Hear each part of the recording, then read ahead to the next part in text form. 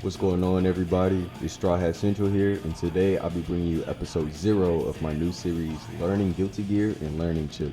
Today I'll be talking about why I chose Guilty Gear as a game, and why I chose Chipp as a character, and overall what the purpose of this series is.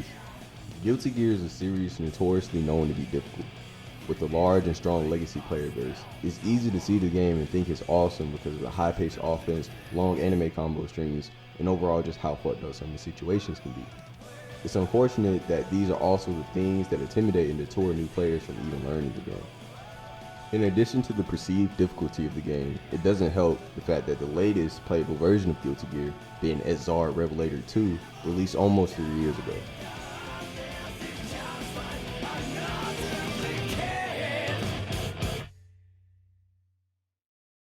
With Guilty Gear Strive on the horizon, set to release early 2021, I thought it was time for me to stop watching Guilty Gear and start playing it.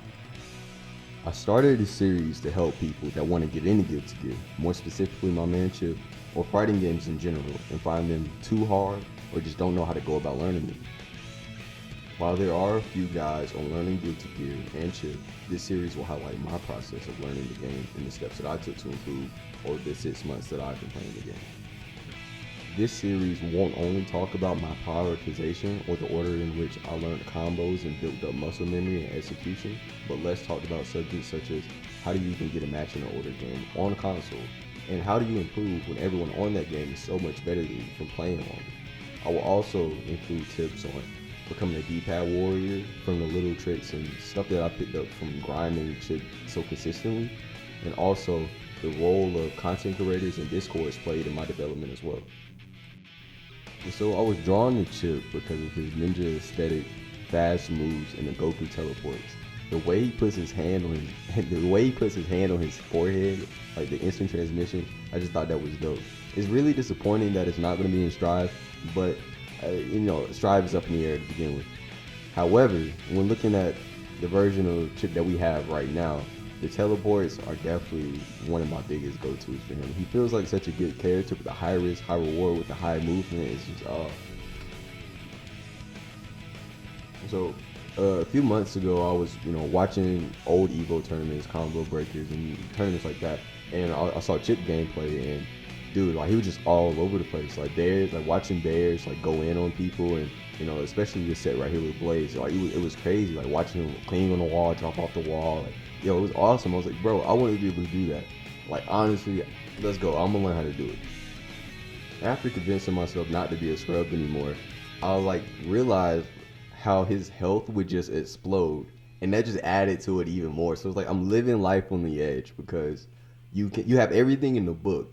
Yet, if you get caught one good time, you're going to explode. And it feels bad, but it doesn't feel that bad. It makes it that much better where it's like, I don't have to hold back when I use Chipp, and I don't feel bad about letting everything rip because they could end me if they caught me.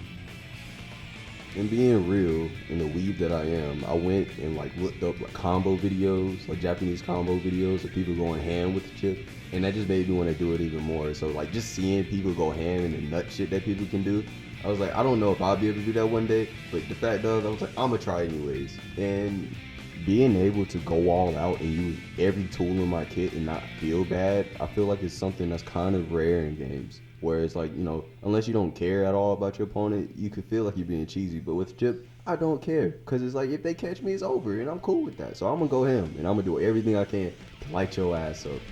This brings us to where I am now as a player. Currently, I have around 2,000 matches under my belt. And I can tell that I've gotten better, not based on my win percentage, but my performance in those matches.